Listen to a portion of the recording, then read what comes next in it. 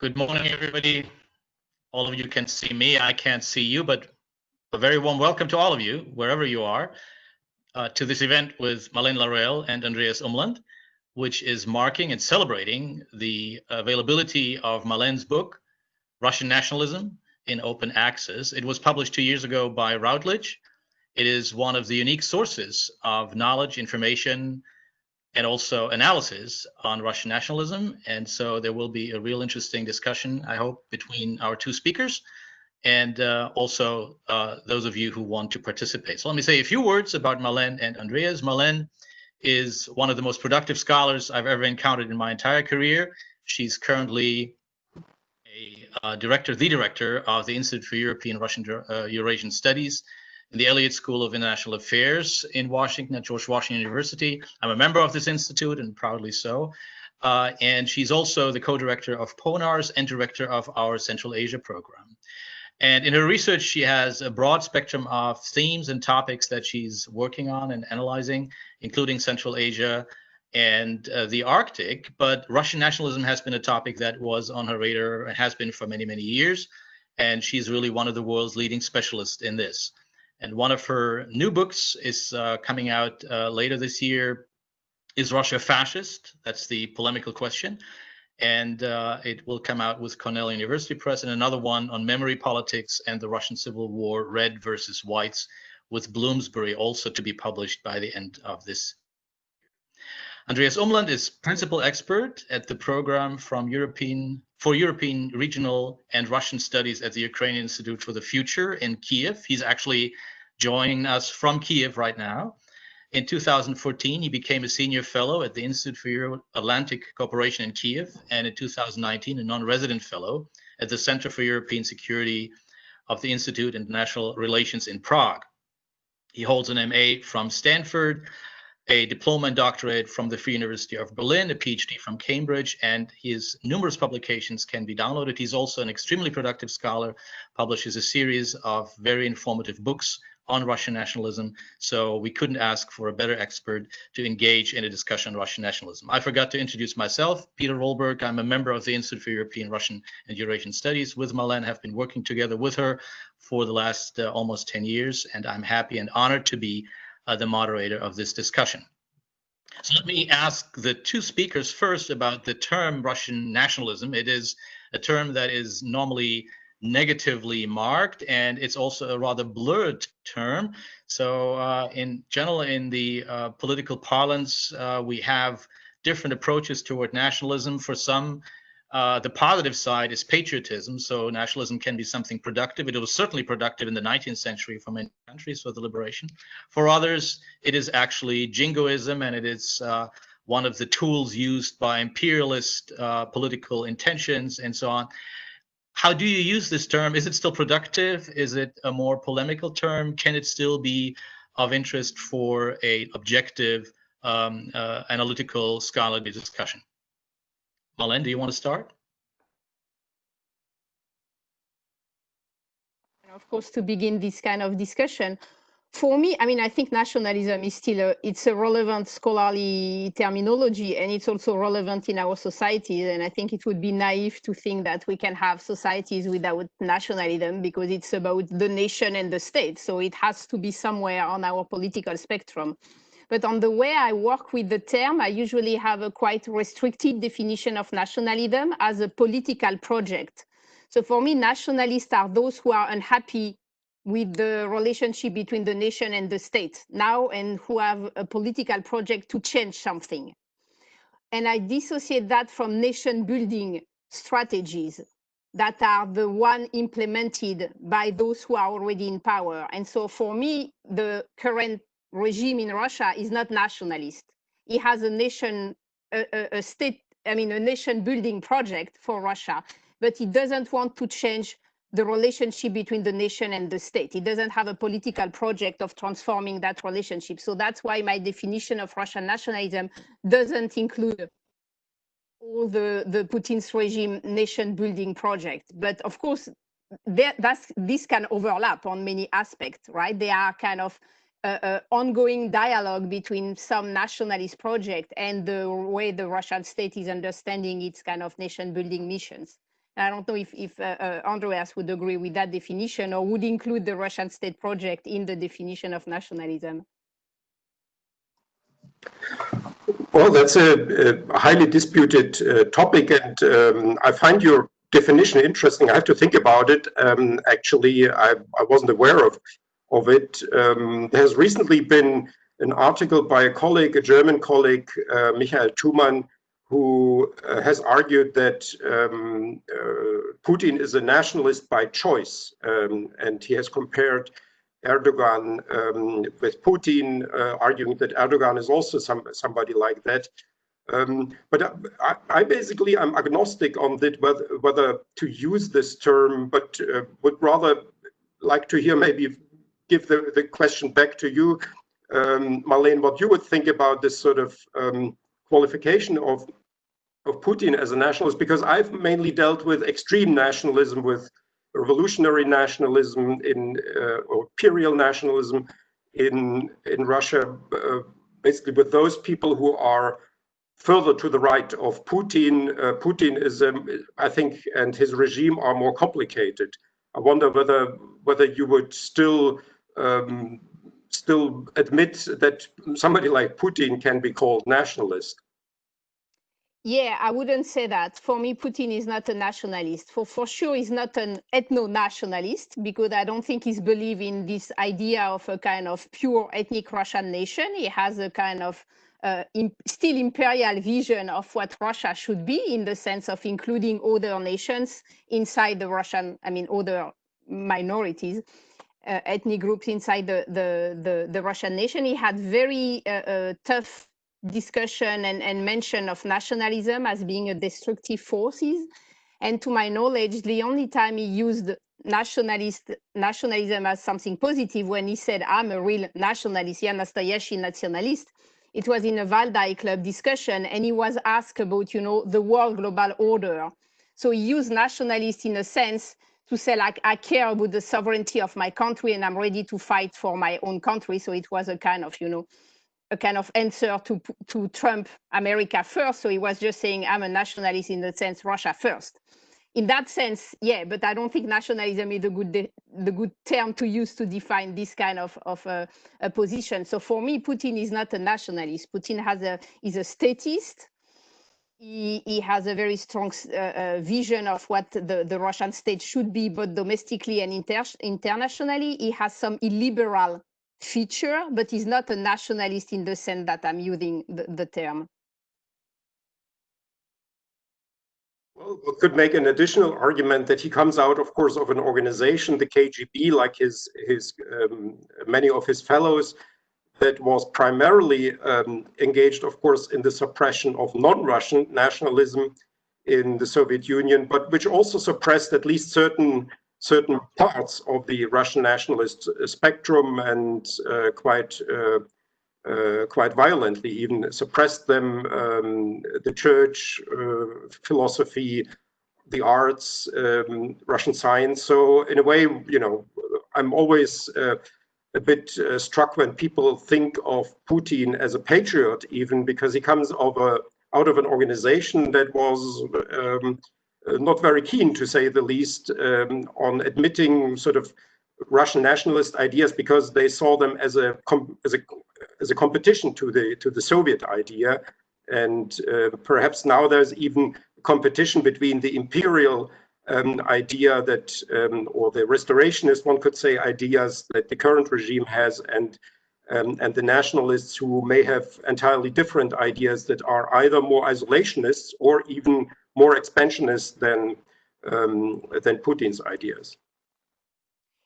Yeah, I agree with that notion. I don't know if we should always project the KGB tradition on Putin. I think he has also evolved. Once you get a leader of a state for so long, you also have your own kind of vision. Now, of course, his position has changed, but I think he has a strong feeling of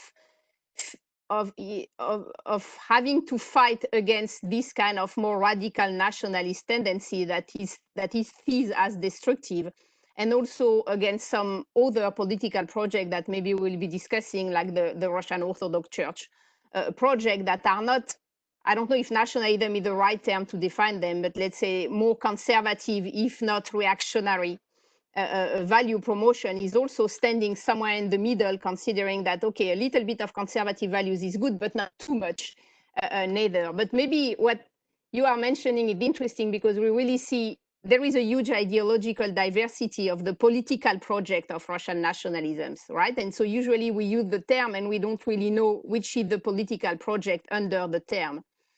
And usually the literature is always saying, well, you have the imperialist and you have the ethnocentric. But I think it's much more complicated than that. You have at least four trends, right? You have the imperial nationalism, so those who would like all the post-Soviet countries to join Russia. They are really a minority in terms of ideologies, and they have no popular support. I mean, very few people are in favor of recreating a kind of Soviet Union or everybody, all the other countries joining Russia. Then you have the pure ethnic nationalists. They are also a minority because that would mean subtracting the North Caucasus from Russia. And usually nationalists, they like adding but not subtracting, right? In terms of popular support, it has some support in the sense of pushing the North Caucasus out of Russia, at least symbolically or for real, but I'm not sure it's also the kind of the majority project.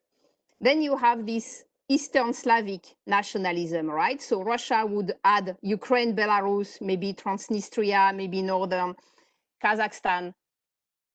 This has a bigger, I think, audience because you have the prestige of Solzhenitsyn, you have some member of the establishment that are in favor of that. If you think Rogozin and all the Rodina groups are kind of favoring this vision of nationalism. It has some popular support, but it's also not the majority. So what I see as the kind of the mainstream kind of nationalism is what I call Rasinsky Nationalism. It means like you are fine with the Russian Federation as it is now. You don't want to add any other country. You don't want to support irredentism abroad. You don't really care about Russians abroad. But you don't want labor migrants from Central Asia to come to your country, and you don't want North Caucasian to feel at home. So in fact, it's a more kind of internal nationalism that has to deal with the federal construction of Russia and with the xenophobia and maybe the Islamophobia against migrants. And I think that's the mainstream nationalism. If you look at the state, what state lead, I mean, not Putin, but what people in the establishment and also in the opposition, that's the kind of nationalism that Navalny would be promoting also, kind of. We don't care about irredentism, we don't want to change border, we care for what is happening inside Russia. And there we want migrants and North Caucasian to be kind of second-rank citizens. I think that the mainstream nationalism, in fact, so it's no more about what is happening abroad, it's much more about what will be happening inside the Russian construction. And that's where this nationalism sometimes overlap with the nation building project of the state. But otherwise, I don't think the Russian state is supporting imperial nationalism, ethnic nationalism, and the Eastern Slavic nationalism, they are also not supporting. I mean, we can always discuss the role of Crimea later, but I think let's say it's not the main trend. But I realize it's a polemical aspect, so we will maybe come back on that later. Well, you have dealt in your research more with the entire spectrum of Russian nationalism. As I mentioned, I've dealt more with the extreme forms, and there I would even argue that one could add a fifth variety of Russian nationalism, if in fact you want to call it that way. This is this revolutionary imperial nationalism that actually wants to not just recreate the old empire, but wants to create an entirely new empire. And I've written dissertations on both of the main protagonists of this idea, Vladimir Zhirinovsky and Alexander Dugin, and in a way fascinating and scaring and dangerous aspect of their ideologies is that they do not want to restore neither the Soviet nor the Tsarist empire, but they actually have a fascist mindset, and they see Russia's past as very critically. They see the failures of Russia, of both Tsarist and Soviet Russia, and they therefore argue in a way very logically that the new empire should be different from the old empires, and it should not only be different from the internal structure of these new empires that they have in mind. Zhirinovsky has a little bit changed, perhaps. We don't know what's really going on in his mind, but at least he has in his public rhetoric changed since the 1990s when he proposed his fascist program. But in a way, they are consistent in that they have a sort of a very fanatical, but also a quite critical view of the Russian past, and that they see the failures of both empires, and therefore they argue that really what Russia needs is a new empire. With Zhirinovsky, this is this bizarre idea of the last dash to the south, which is not just reconquering the lost territories in Eastern Europe, on the Caucasus, and in Central Asia, but he even proposed, not only in his book The Last Dash to the South, but also in his party press in the early 1990s, the first acquisition of Turkey, Iran, and Afghanistan, actually as parts of the Russian Empire, which sounds totally fantastic, of course, but fascist ideas usually are fantastic and scary. With Dugin, you have also studied him perhaps even more intensely than myself. I think it's less clear what he actually wants. It's a sort of the borders of Dugin's empire seem to shift from text to text. Sometimes it can be very expansive, and basically every part of the world can be enter the sort of new Eurasia. Sometimes it's more limited. Sometimes he thinks in terms of access with other countries. So in a way, he is more flexible as that. But this is, I think, something that is even distinct from the empire savers or from the empire rebuilders who just want to restore either the Soviet or Tsarist empire. They are actually going way beyond that, and they have their own programs of what I would plainly call programs for World War III. I mean, that's what it comes down to. If you take these ideas seriously, and in connection with that, and I guess you will be addressing that in your book as well. I think that the application of the term fascism for Putin is hyperbolic. And well, in a way, one could, if one comes out of comparative fascist studies, and if I looks or starts with looking first at Zhirinovsky and Dugin, maybe Barkashov and other neo-fascists, one would easily understand that Putin is a different phenomenon. But we have now a number of scholars who have used the term with regard to Putin, maybe most prominently and most intensely Alexander Motyl, who has published several articles in several languages arguing that Putin's Russia is fascist. But maybe you have also sort of can give a preview of your book, what your take on this issue of Putin's Russia as fascist is.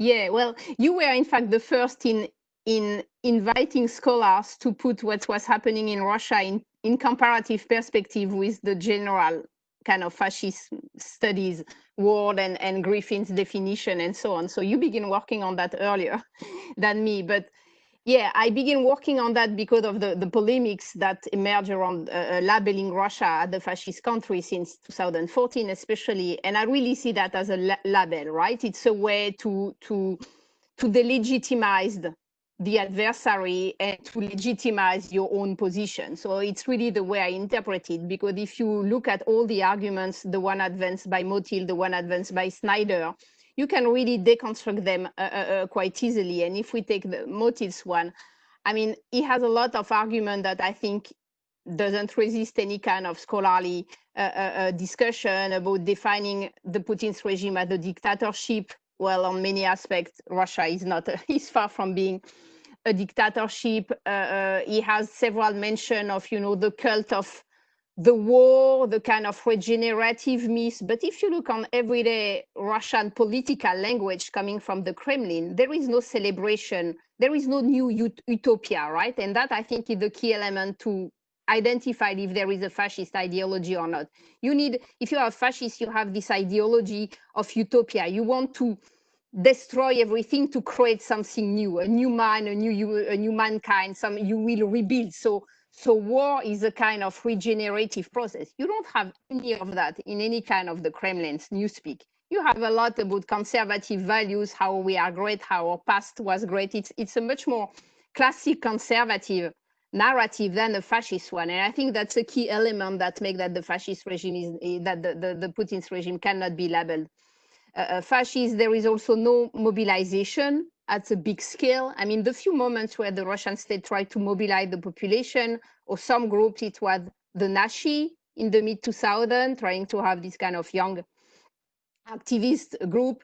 And then 2014 during the few months of the Ukrainian crisis. But then they kind of closed that Pandora box very rapidly because they realized that if you let this kind of ultra-mobilizationist ideology going on, it will backlash against the regime, right? So I think it's wrong academically, and it's a mistake politically or policy in terms of policy decision to label Russia the fascist and not to want to see the Russian regime as, I don't know, illiberal, conservative. We can discuss a lot of terms, but for sure fascism is not the right one. Can I jump in here for a moment, Marlene and Andreas? I'm sorry, but there is a question from the audience, and I want to supplement it with a question of my own. So one of the participants is saying here, even if we were to agree that Putin began his first term in 1999 not as a nationalist, has his discourse trended toward that direction over time? Can you please provide a more nuanced view of how Putin's discourse and foreign policy evolved? Let me add here, Putin was, of course, educated in the Soviet Union. In the Soviet Union, Russian nationalism was not really a mainstream kind of attitude, but Soviet pride, and let me ask you if that is even possible, Soviet nationalism was definitely an official value. Is it even possible that a multinational country can have a nationalism of its own, kind of a state nationalism? Was Putin, before he became president in 1999, was he actually a Soviet nationalist? Is that a possibility? Yeah, that's a very good point. I'm sure Andreas will also have to add. I think the key element for Putin that you mentioned, it's state, right? It's everything is around the state. The state is superior to the citizen. The state should be revived, so the nation is revived. The focus is not on the nation, the focus is on the state. It's the state that kind of guarantee the survival of the nation and of Russia. And it works both for domestic audience and for the role of Russia on the international scene. That's where I really see that as a kind of nation building project. So you can say, so for me, what the Putin's regime ideology, it's nation building domestically, and we can discuss what it means in terms of balance between those that are identified as ethnic Russian and the minorities. It is conservative values now, but that's an agenda that was built progressively and that really became prominent these last years because of the change of a lot of things in the world. So it was a kind of reaction to changes. And then it's a kind of state-centric, as you said, militarized patriotism. And that's where I think the Soviet legacy is really important, in that when the Kremlin is trying to redevelop patriotism and push for patriotism among the population, they only have the tools of the Soviet times to do that. That's where they go back to this kind of very classic, Soviet pride and militarized definition of patriotism. There will be many other ways of being patriotic, but of course for the state organs, the kind of militarized one seems to be the obvious one. So I think this tool, like militarized patriotism, conservative values, and nation building, that's the notion that make more sense to understand the Putin's project, more than nationalism, which is too broad and would put too many other actors in the same categories. But maybe Andreas would disagree with me on that. Well, it depends on how you define it. I guess I have a broader definition of nationalism. It would be more liberal, so to say, in applying it also to Putin's regime. But perhaps another term I would introduce here for Putin's regime, which I think hasn't been yet used widely, is simply to call it radical right, not fascist, not nationalist, but radical right wing, because at least during the last couple of years since the Crimea annexation, there are a number of parallel developments in cultural policies and foreign policies, in domestic policies that I would say in history policies that actually put the regime sort of into a category that would make it sort of similar when if you had in Western Europe or in other regions of the world one of the radical right-wing parties coming to power, I think that it would be something like Russia. And the connection that I see here to the Soviet Union, to come back to this topic, is that the Soviet regime was also, of course, ambivalent since Stalin, I would say, at the latest, because you have then in the 1930s a number of policy changes in cultural and foreign policies, in family policies as well, in policies towards sexual minorities, where the sort of left-wing ideas are basically forgotten, and you return to sort of conservative, what we would today perhaps even call conservative values. And then you had, of course, also the cooperation with the Nazi regime for a couple of years, and Anton Cherovtsov has outlined the various cooperation that the Soviet Union and both post-Soviet Russia had with far-right parties in Europe mainly, but not only in Europe. And I know, Marlene, you have perhaps even written on a wider range of topics. So, you know, right-wing, or right-wing at least, and perhaps even radically right-wing would perhaps be nowadays a label that I would use, and which would go sort of along also with the, if you want to call it that way, the analysis of the prominent right-wingers around the world who like Putin. A broad range of people who find him close to their own ideas. They have sympathy. They are basically saying, often, of course, without knowing the realities of everyday Russian life, that they want to have something similar to Russia, and that may be out, maybe calling it a radically right-wing regime, may be a way out of this discussion whether Putin is fascist or not, because that would be still a sort of a condemnation of his regime without misusing, as I would see it, the term of fascism. But I haven't yet elaborated this in writing, and one would have to actually check whether this would make sense, and also check with colleagues whether they would accept the term radically right-wing for this regime. Definitely, it has been going in that direction. Maybe it is not yet there, but there have been, of course, as Marlene has outlined in her book, developments in many regards that have put the regime more and more to the right during the last years. Yeah, if I can answer to that, I agree that there has been a kind of shift toward the right, whatever we want to define the right, at least in terms of cultural, moral values, to the right of the regime. It's not so specific, right? If you look at what is happening among the mainstream conservative party in Europe or in the US, you would see the main shift, also this main shift to the right, just because leftist ideologies have disappeared. So in a sense, all the political spectrum is shifted to the right, also in the West. I wouldn't use radical, because I think there is nothing radical on many aspects on the way politics is done in Russia by the state.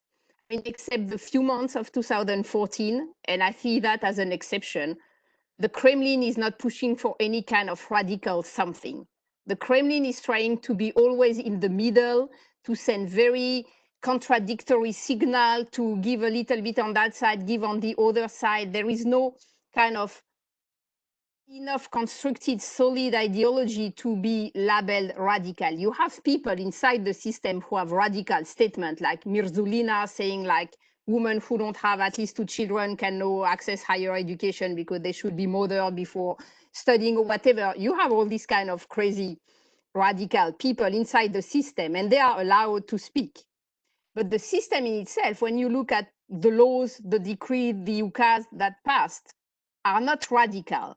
What I think is interesting is that the regime is doctrinally diverse and doctrinally weak by design, right? Not by default. It's because they want to be like that. They want to have this kind of plurality of narrative. So you can listen to Mirzulina, but you can also listen to Kirienko. You can listen to people who will not come with this kind of radical ideological arguments, who would be very pragmatic in just discussing, you know, pension, social economic reform, fiscal stability, and so on. And I think we tend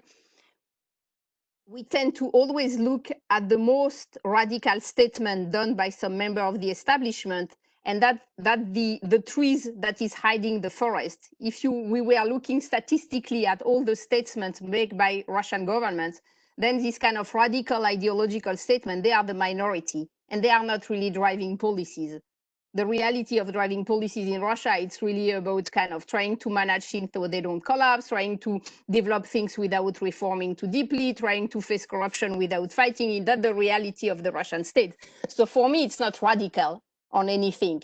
But that the shift to the right was done, that I agree. But here also, I think Russia is nothing specific. I think it's a general trend. And maybe that goes back to what you were saying about the connection with the European or US far right, or however we want to call them. Yeah, Russia is seen by far right people in Europe, in the US, as a kind of leader or showing. But for me, the best term to develop that, it's really illiberalism, because the fight is against liberalism as an ideology.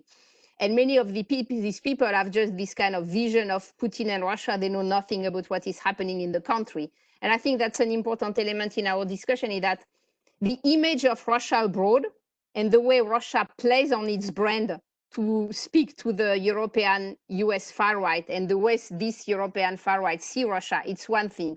What the Russian state is doing at home for its domestic audience, it's really another world, and on that there is less ideology and less radicalism, right? So it's like two realities that don't really meet, and I will finish that. But just one good example is, if you look at the Russian media narrative for abroad, the one that is on sale abroad for European audience, for example, it's all about migrants are bad, Islam is dangerous, you are invaded, be careful. If you look at the Russian media narrative about Islam at home, Islam is constructive, Islam is supporting conservative values, Islamic leader, Islamic institution, Muslim republics are all in favor of the regime. They are a great part of the Russian identity. So you really have two different levels depending if they are speaking abroad and if they are speaking to their own domestic audience.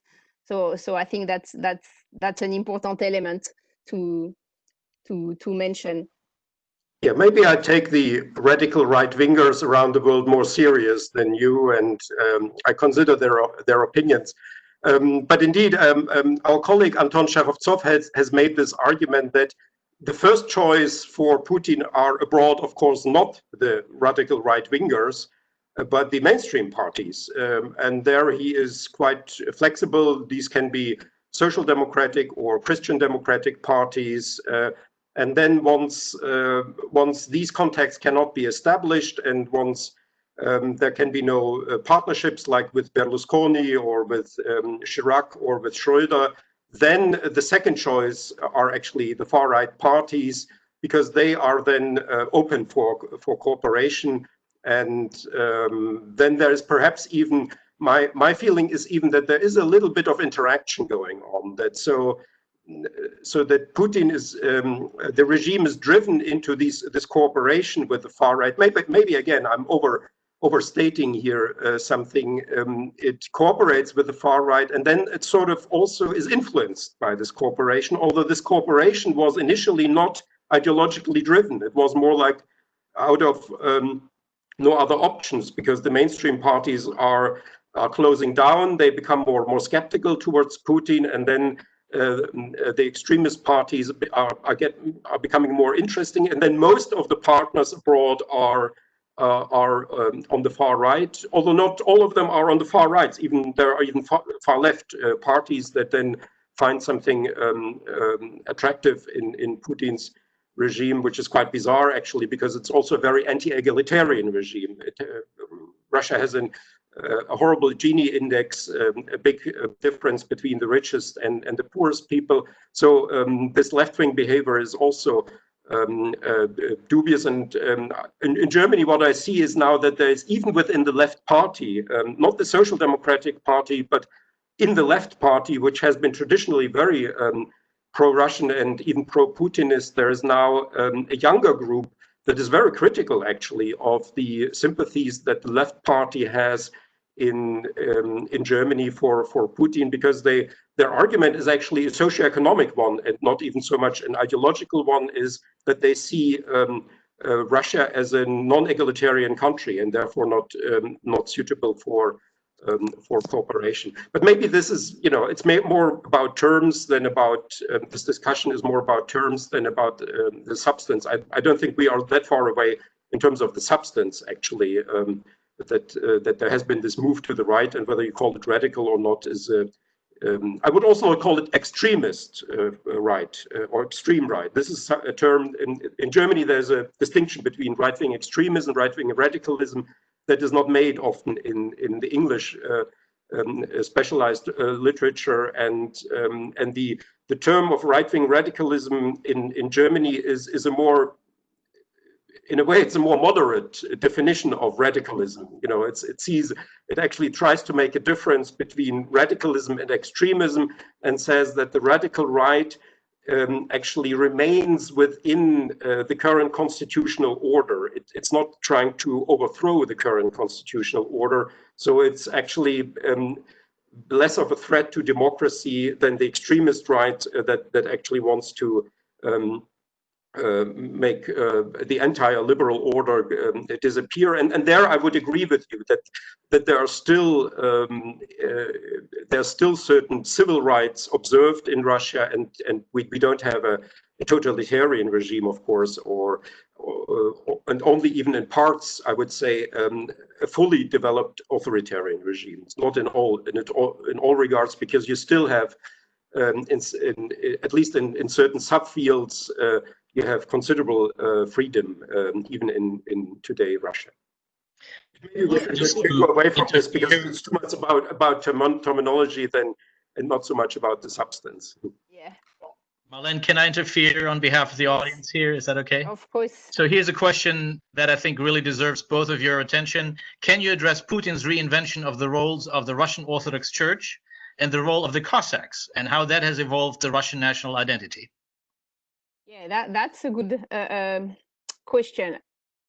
I'm not sure Putin reinvented a role for the Russian Orthodox Church. It's the church that is trying to find its room in the political system. And if you look at the relationship, it's really paradoxically, under Medvedev presidency, then the church was able to get a lot more connection to the state than it had during the first Putin's mandates. Now, of course, things have changed, because the church is seen as a key partner for branding abroad and playing a kind of para-diplomacy role, so that on that the church is totally under the state umbrella in terms of promoting Russia's interest abroad. Domestically, I think it's much more contradictory. You can see the church is really pushing for some memory activism that the state is not supporting. So, for example, when the church is really very critical toward the Soviet Union, state violence, Stalinist time, then you can see the state is kind of sometimes agreeing, but it's sometimes also in disagreement and trying to avoid too much criticism toward the state. And then you also have a gap between the church and the state in everything related to morality issues. So, of course, we all see the Russian state becoming more and more conservative. But if you look compared to the narrative of the Russian Orthodox Church, the state is trying to stay more secular than what the church would like. And there have been several initiatives that the church was pushing for that the Russian state institution just refused. So I think it's a balance, and Putin doesn't control everything. He wants the church on its side. At the same time, the church needs the state also, so they have to find a way to partner together. The Cossacks, I think, is a little bit different, because then the level of instrumentalization by the state is higher. And since 2005, I think, so there is this law that allows Cossacks to be integrated into the different law enforcement agencies and some ministries. And there are about 100,000 Cossacks now that are considered as at the state service, either for free, either they get paid as civil servants.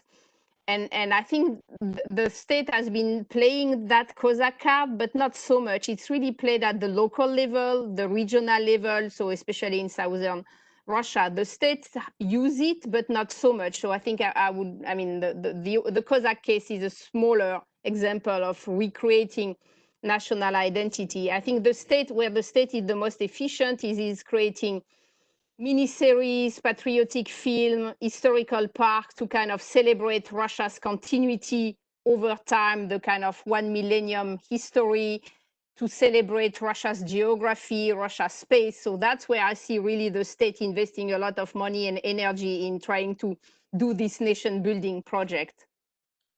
Andreas. Yeah, I haven't been to Russia for the last 7 years, so I feel a little bit out of the loop, and Marlene is more competent on that. But I have been observing the last 2 years, the conflict and the now very much escalated conflict between the Russian Orthodox Church and the new Orthodox Church of Ukraine, which is now legitimized on the level of the ecumenical patriarchy in Istanbul and Constantinople, and this is something I think we will be watching, or will be forced to watch for the next years, because this is going to be, I think, a major topic in both Ukrainian studies and Russian studies. This evolving conflict between the new church here, which is growing slowly and which is also has its own internal problems. There is a conflict here within the sort of autocephalous community between Filaret and the new metropolitan here, Epiphanius. But on the whole, I think the main conflict here is going to be between these two churches, and the Orthodox Ukrainian Orthodoxy is of course very large, and so far Russia has managed to.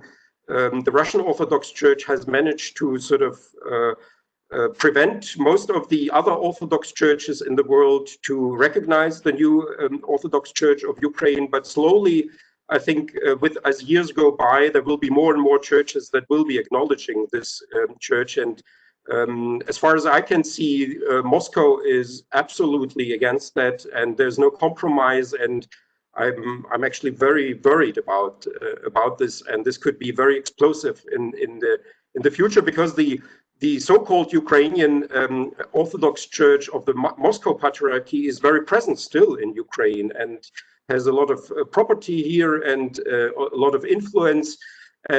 But there's now a clear shift, a slow but a clear shift going on.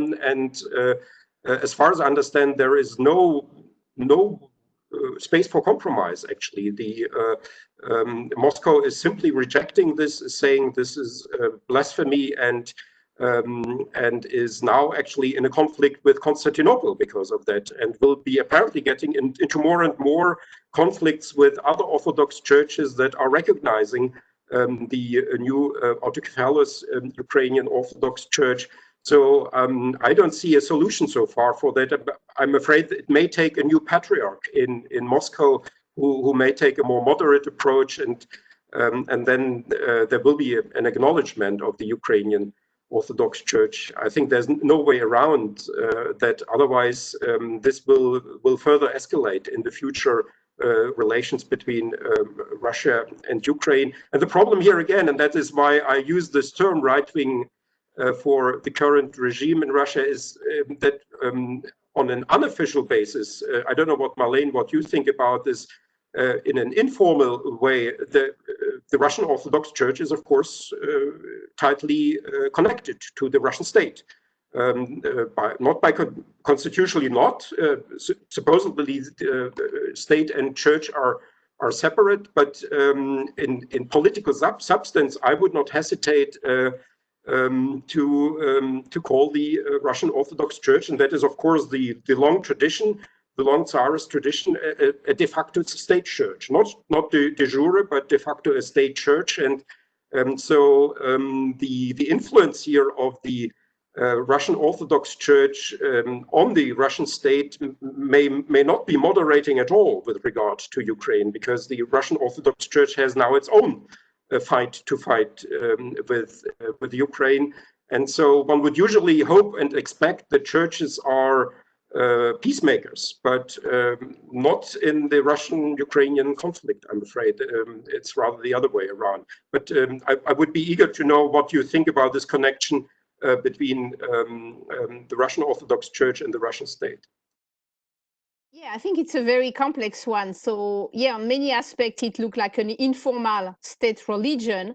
At the same time, when you look in details, you see that state institution sometimes really wants to remain secular, right? And you have fight at the Ministry of Education, for example, with the church, everything related to abortion. You still have a lot of state institutions that are trying to refute the push of the Russian Orthodox Church. And then you have all the kind of regional degrees of negotiation between a governor or a regional administration and the church. So I think the relationship is quite complex and it's not working well so often. And then you have now a kind of backlash of part of the population because the church has become too visible and too kind of insistive and divisive on issues of morality, so abortion, sexuality. I don't speak about gay rights and LGBT because then you have a large unanimity against, but everything that is related to abortion, women's rights, juvenile justice, all these elements, you really can see part of the population backlashing, also refusing, the church building new churches in the urban landscape. So of course, it's mostly kind of urban middle class reacting against the church. But I think the relationship is complex. I mentioned memory. And then what I think is also make the Russian case specific so that state religion is difficult to use is that in fact you would have in that case several informal state religion because you have a hierarchy, right? You have a pyramid, so the Russian Orthodox Church and then Islam and then Buddhism. And when you look at the way Muslim republics are analyzing this kind of promotion of the Russian Orthodox Church, in a sense, they are fine if they are given the second role, right? So they are ready to be number 2 after the Russian Orthodox Church if they can be Islam as a state religion for their own republic or their own community, right? So I think on many aspects, the Russian case is a kind of specific, and that's really an interesting case to study kind of state religion relations because you have several religions, and in a sense you have several states also depending on the region. Here, Andreas, if I may. So has either of you or both looked at the changes that are planned in the constitution of Russia, of the Russian Federation? Do they affect the relationship between state and Orthodox Church? Are there any planned changes? And another question that one of the participants is asking is about the issue of Russification. So is there a difference between the approaches of ethno-nationalist and statist nationalist? Ethno-nationalists, do they reject Russification of other ethnoi? And what about the state nationalists? Do they welcome Russification? What are the reactions? Because recently, I think Russia officially was very uneasy about the changes, for example, in Kazakhstan, going from one script to Latin, and so is there an underlying Russification issue there in this regard? Mm-hmm. Andreas, do you want to begin or me?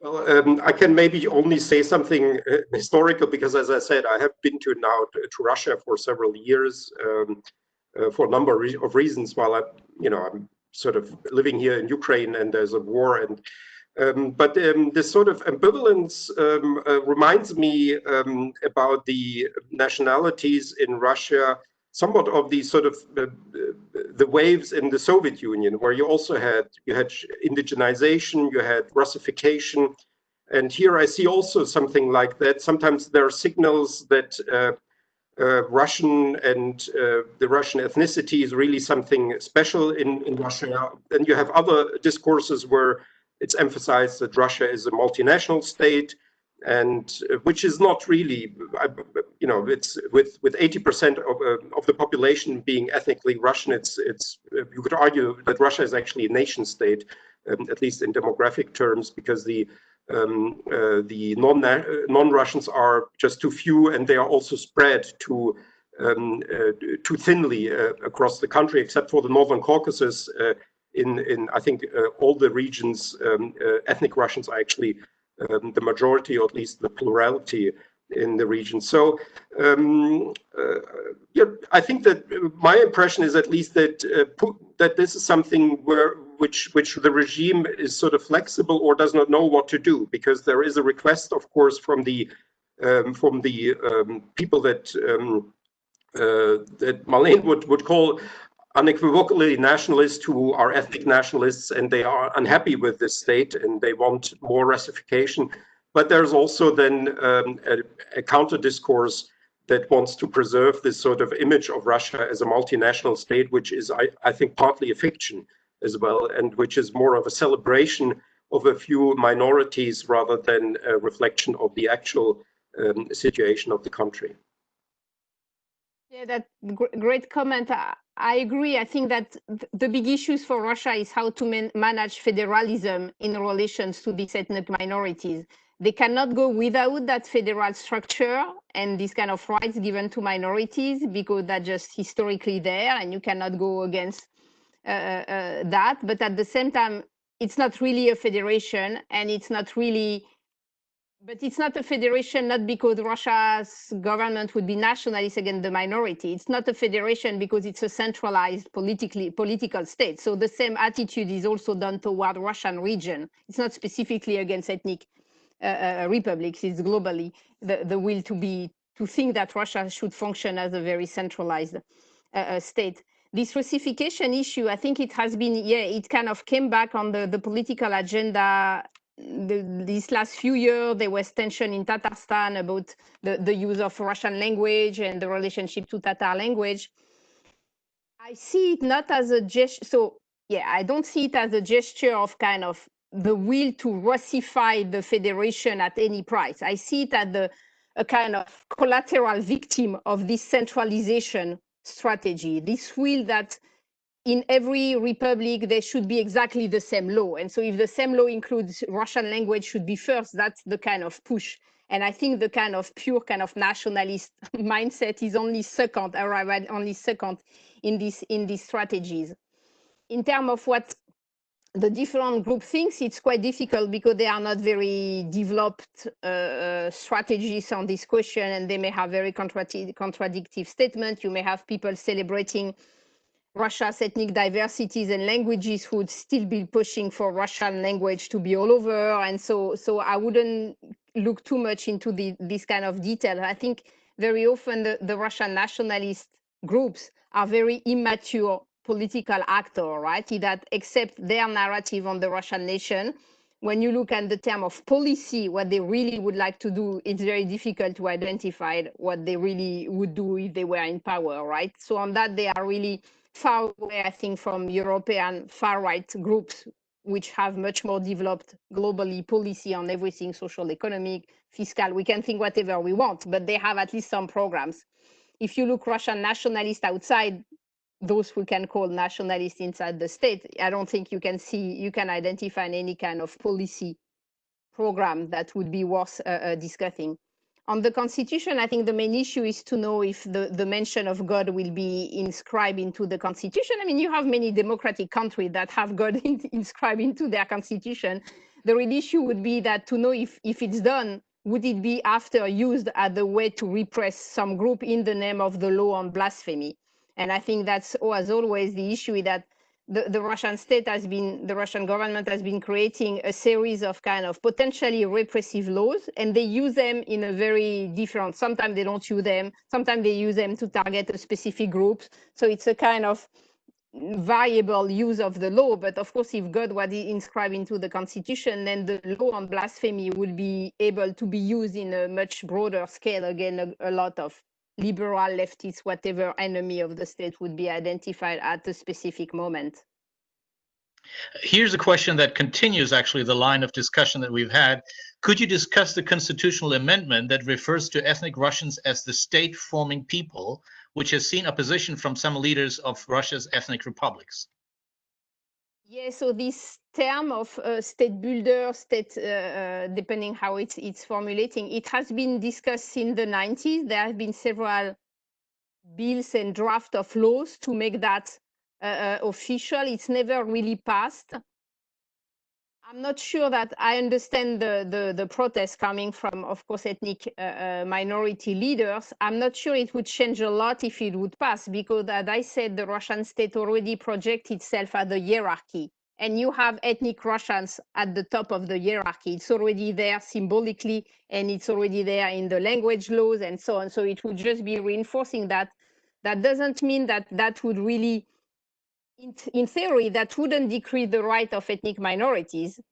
But of course, you could imagine that it could potentially. So I think it's one of these elements where they try to re-centralize, and the tool they use are this kind of nationalist tool, but the goal is the re-centralization. And then depending how it will be used, it's really depending on the political moment and the political offer to be kind of instrumentalized in a repressive way, or to be just forgotten, as many laws that were passed and who were never anything else than being on the paper. Maybe if I may just add a question here to Marlene. Again, that is related to the fact that I haven't been to Russia in the last years, but my impression has been, looking from outside on it, that there is now a considerable spectrum of sort of ethnic Russian nationalists, partly racist, partly not racist, that are actually very unhappy with Putin. For various reasons that are from the West actually quite difficult to understand, because many see him as a sort of radical nationalist, but that is something that is, maybe I'm overstating that, but it seems to me always that this is overlooked in the West, that there is a considerable spectrum of people to the right and to the far right of Putin who are critical of him. You have perhaps as well as me, this ambivalent relationship that, for instance, Dugin has to Putin, where he sometimes praises him, sometimes condemns him, but also these sort of less extravagant people who seem to be increasingly turning against him, that they see him more as a problem than as a solution. But maybe that is not driving these Russification policies that you see sometimes coming out, or the sort of the references to certain Russian ethnic issues. Maybe that is something that is not done under pressure from these groups, but comes out of the regime itself. And but my impression was always that perhaps there's more to it than we think. For instance, I'm quite surprised how freely a man like Igor Girkin is traveling around Russia and giving interviews, actually quite revealing interviews, quite embarrassing interviews for Russia, and criticizing Putin almost as much as the liberals, or as much as the liberals. And he's still free, and he can walk around. And sometimes I think, how can that be? I mean, and the suspicion is that actually the regime is afraid of these people. That this is really something that Girkin is actually untouchable. And that's why he can still move as freely around as he does.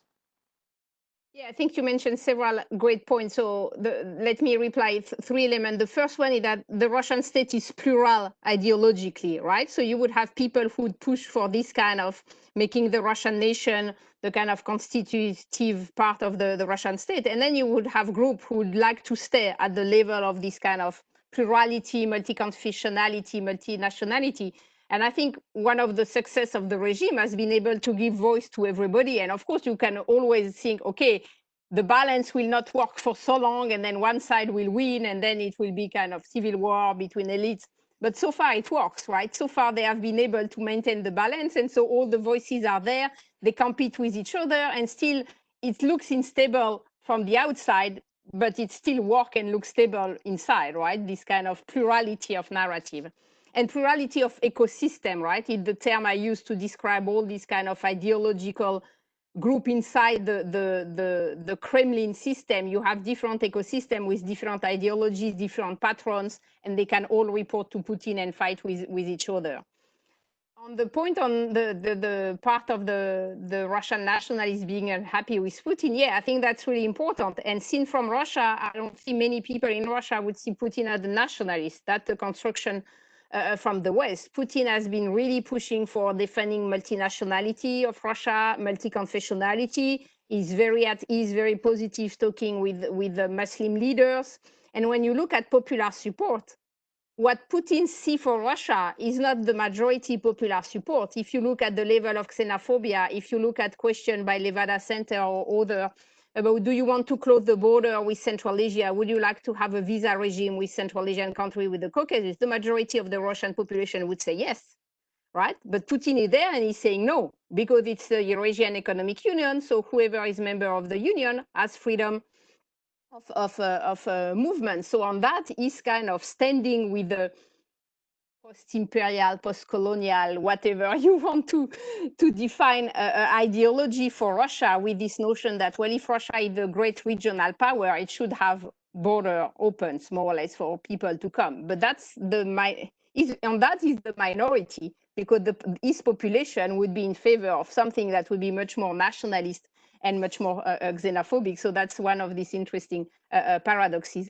And on your third point on Strelkov, yeah, that's really interesting. And that's where you see that ideological components, it's one thing, but the reality of everyday life for Russian nationalists is to know where they position themselves toward the regime, right? You have those in full opposition, and those one would get repressed. And especially these few years, you have the kind of semi-co-opted one who can still talk. And then you have those who are totally integrated into the system. And Strelkov is like Dugin or some other in this kind of gray area where he's not totally integrating into the system. He can be still very critical, and still he can travel. He has his own constituencies. And I don't know if it's about the fear of the regime. It's probably you have one element of that, is that Strelkov has some level of legitimacy among some kind of war veteran or some kind of military-oriented people. But I think there is also this vision by the Kremlin that nationalism should be given its own space in this kind of gray zone. So you have some people who are allowed to be more nationally than the state and to be critical of Putin, because we hope they will not become too disturbing. And of course, the regime is kind of controlling the Pandora box, right? That they give space to them, and then if suddenly they become too critical, you can still close the box. So I think we also in the West tend to see, oh, they open the Pandora box, they will not be able to control it. That's what we were saying in 2014. Well, they were able, right? They opened the box of the Pandora box of Russian nationalism, sending fighters to Donbass. When it was too much, they closed the box. And so far, nationalists have not been able to really become a new kind of opposition force to the regime. So this kind of strategies by the regime of semi-co-option seems to be working well so far. And of course, maybe one day it will not, but so far it does work well. Allow me to jump in here, Marlene, and also Andreas. So here's an interesting question. The political strategy of helping Russians abroad, coming to the aid of Russians abroad, is this an expression of nationalism, and is this for real? Is this a violation of international law? And do you think that this will become stronger in the next couple of years as one of the priorities of Russian foreign policy? Yeah, good point. Andreas, do you want to begin or me?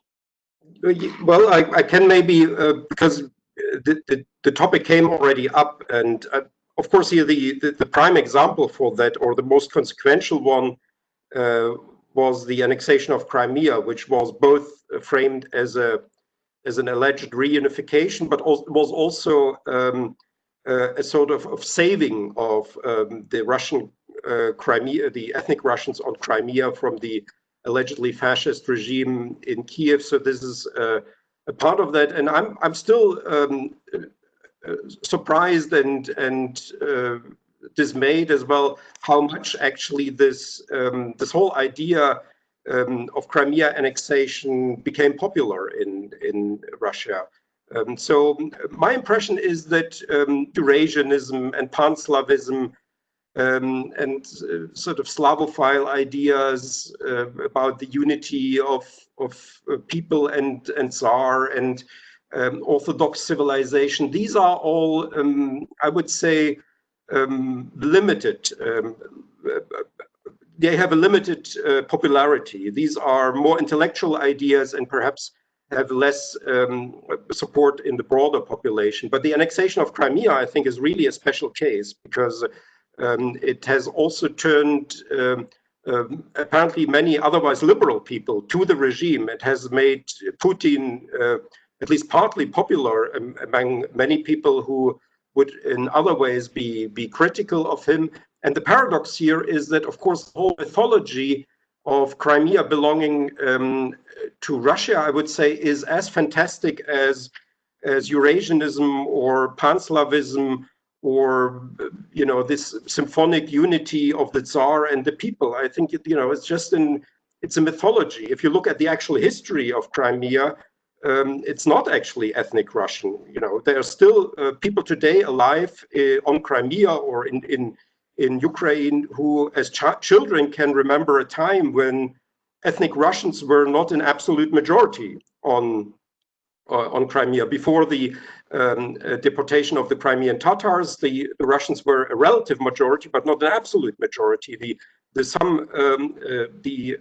Ukrainians and Tatars, Crimean Tatars, were as a sum a larger part of the population than the ethnic Russians. And the people who were children at that time, they would have at that time when they were children still have grandparents who would remember a time when ethnic Russians were not even a relative majority of the population of Crimea, when the Crimean Tatars until around 1900 were still the relative majority of Crimea. And therefore the whole argument about the alleged Russianness of Crimea is just taken out of the blue, but it has really catched on. It's and deep into the mainstream, and even I would say deep into the mainstream of Western discourse, of Western political intellectual discourse, where you have many people who have somehow taken up this idea that that Crimea is actually Russian, and there's nothing you can do about it. And this sort of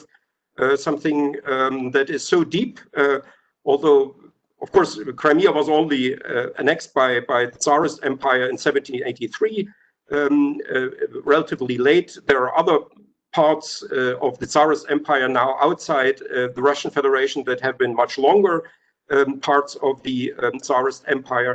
So this is basically taken out of the blue, I would say, as fantastic as Eurasianism, Pan-Slavism, or Orthodox civilization. But it is a mass ideology. I would say there is really, or at least until recently, there has been a Crimean consensus, and people do agree, and many people outside Russia as well agree. Although, if you look at it, it's a totally made-up idea, and the sort of most famous son of Crimea, Ivan Avazovsky, is actually Ovas Ivazyan, Armenian, whose family moved to Crimea from Galicia, of all places, from Western Ukraine. So even this sort of most famous son of Crimea, who was born on Crimea, is not an ethnic Russian. He's an Armenian whose family came from Western Ukraine. So it's a totally made-up story, but it is believed, and it has a lot of power, and much more power than any sort of Eurasian ideas that Gumilyov or Putin or Dugin have been propagating.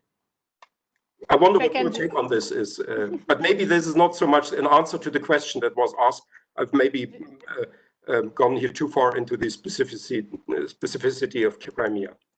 Just on that question of the consensus around Crimea and the kind of historical legitimacy, I think that for the majority of people, you know, it's Soviet time that matters, right? So their vision is it was given by Khrushchev to Ukraine, and before it was Russian, and that's the way people represent that without knowing, you know, more about what was happening before. But let me go back on the global question, where I think that when we look at Russia's position toward ethnic Russians abroad, I think Crimea is an exception, and I think projecting Crimea as being Russia's strategy toward ethnic minority is a mistake. Crimea is the exception, and I don't think Russia annexed Crimea for defending ethnic Russian or whatever. It annexed because for strategic reason to be sure that Ukraine will remain will not be able to move too fast toward both the European Union and NATO. So for me, Crimea annexation belongs to the realm of Russia's foreign policy strategy, and has the use of the ethnic Russian abroad narrative was just a kind of an excuse or something on the surface. If you look at what is the general Russian policy for the Russian abroad, in many aspects, it's a tool of public diplomacy, right? That you would see in many other countries trying to use their diaspora to reach out to their diaspora, to have the diaspora becoming kind of a speaker for the nation in new countries, to kind of have the diaspora funding what is happening in Russia, or connecting, I don't know, Russian businessmen. That's the first way this Russian diaspora project is really built by the state structure. And myself being from France, I of course make the comparison with the Francophonia, and it's relatively similar. It's a tool of soft power that country who have diaspora, or in the French case, who have speaker of their language living abroad because of a colonial past, are just using the kind of public policy tool. So on that, I think on many aspects, Russia's diaspora policy is just a normal public policy mechanism. Where it's little bit something else is on the way the Russian state, or the Russian state, some of the Russian state actors have been using diaspora for political purposes. And I think the best case for that is really Germany, how the Russian-speaking minority has become really one of the main support of the far-right party, AfD. And that's where you see a use of the diaspora narrative colliding, like being overlapping with the more kind of political soft power strategy in trying to fund and support political party that would be favorable to Russia. But on many aspects, when you look everyday diaspora politics, it's all about kind of classic public diplomacy of supporting those who speak your language. Interesting question, which is directed to Andreas, which also has consequences for the Russian aspect here. So the participant asks, seen from outside, it seems that Ukrainian nationalism identity is not as strong as it used to be. It's no longer a priority in Ukraine. Is there a strengthening of pro-Russian Ukrainian political formations? Can you see that? Can you observe that?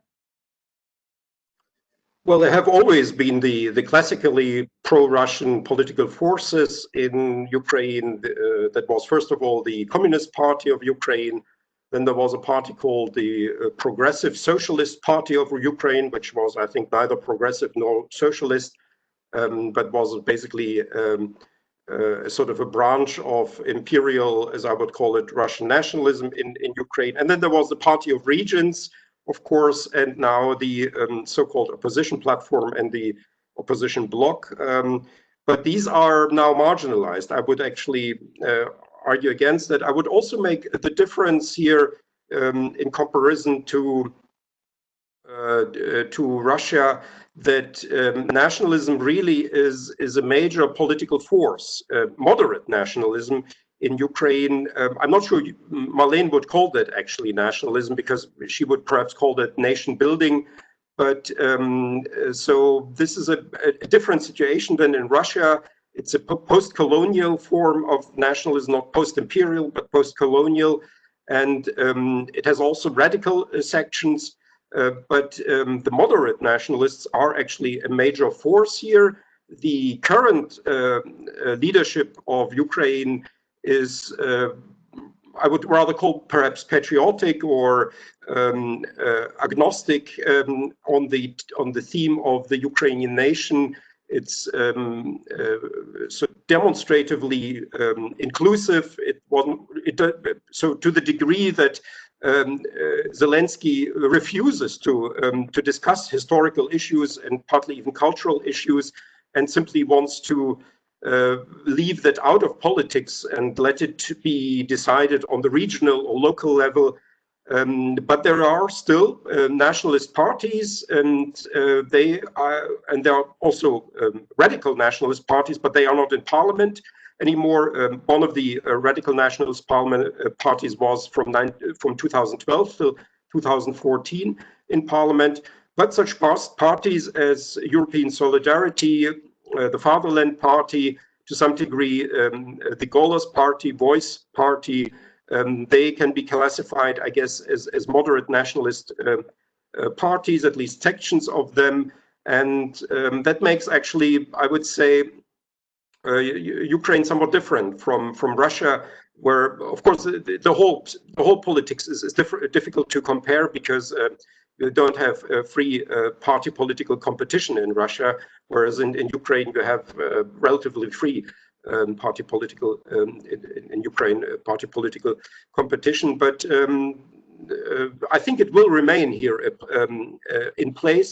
But there was always a sort of a wave-like rise and fall of nationalism as the most important principle of Ukrainian politics. So perhaps it was something that was important under Leonid Kravchuk, then it fell under Leonid Kuchma, then it came up again under Viktor Yushchenko, then with Viktor Yanukovych, actually, some would argue a pro-Russian president came to power. Poroshenko was more on the nationalist side and became more nationalist towards the end of his term, like Yushchenko, and and Zelensky, I think, is still on the search of an ideology for his party. I think he is still too young, and I think the party is undefined so far and may actually split, maybe exactly because of because of the fact that some people may be more nationalistic or patriotic than others.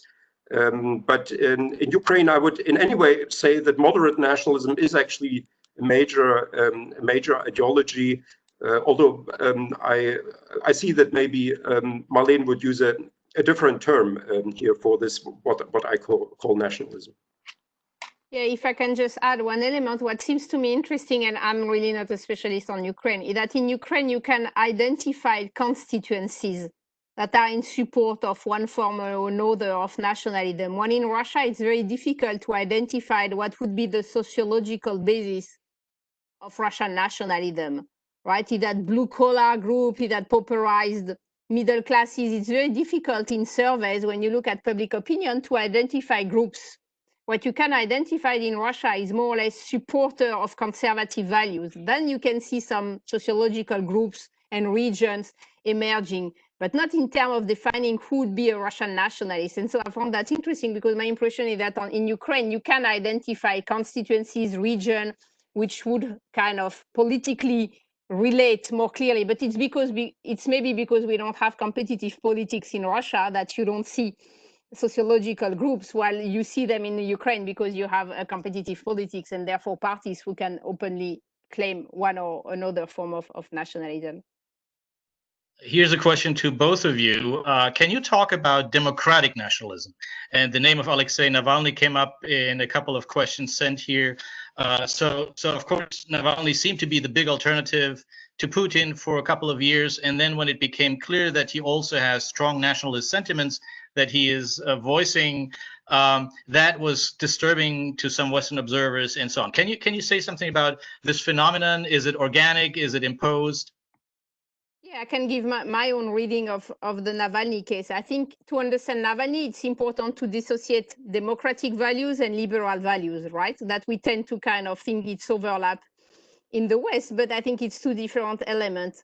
Navalny is a pro-democracy person in the sense that he would be, at least that's his program, in favor of multi-party, free election, and so on. He's not a liberal on many aspects because he's a nationalist. Right, his definition of the nation is a very restrictive one. He's highly xenophobic. At least he was until recently. He tried to be sometimes more nuanced because he realized that this nationalism aspect kind of created some troubles. But if you look at even the videos he had last year, I mean 2 years ago now, 2018 for the presidential campaign, it was really very basic xenophobia, anti-migrant, anti-North Caucasian. So for me, is an example on how you can promote democracy or say you are promoting democratic values, but not liberal values. And on that is very close to a lot of European far-right populist, illiberal far-right leaders now, that his definition of the nation is a restrictive one, right? The nation is not open to everybody. So in a sense, it's not politically liberal in the sense that we define a kind of multicultural liberalism now. And that's where the difference is between democracy as a mechanism of election and liberalism as an ideology. if I may add just a question to that, to Marlene, what would be your take if Navalny were to become president, as some of us hope and others don't? What would be his take on Ukraine? What do you think? Crimea, the Donbass, and in general, the relationship to Ukraine, perhaps also to Belarus. What is this sort of the sort of pan-Slavic, Eastern Orthodox ideology that he has, if he has any? Well, in the discussion he had with Strelkov, they were really fighting on that relationship to Ukraine and to the kind of Slavic identity. And Navalny was really clearly like, I don't care about what is happening to citizens who are outside, who are not Russian citizens. I don't care about the kind of symbolic, linguistic or cultural links with Russian abroad. They are citizens of another country. There is nothing I can really do for them. I want to do for my own citizen. But my impression is that on Crimea, it was clear that it cannot give it back, that it would have to be kind of a negotiated agreement with Ukraine, that Russia would pay something to Ukraine, or we would do a kind of referendum now to kind of validate a posteriori what happened. So I think on Crimea, you realize that exactly because what you said, the Crimea consensus would be very difficult to arrive and have a political program saying, the day I'm president, I'm giving back Ukraine, I'm giving back Crimea. So I think on that, he wouldn't change a lot. On Donbass, he would probably try to solve the issues and kind of stop supporting the secessionist region. But I think just imagining, Navalny president, I'm not saying it's impossible. I'm just saying that what is the role of the president and what is the role of the state structure? I mean, having Navalny president, how would that really reform the whole pyramid of power? What would be his relationship to security services, to the military?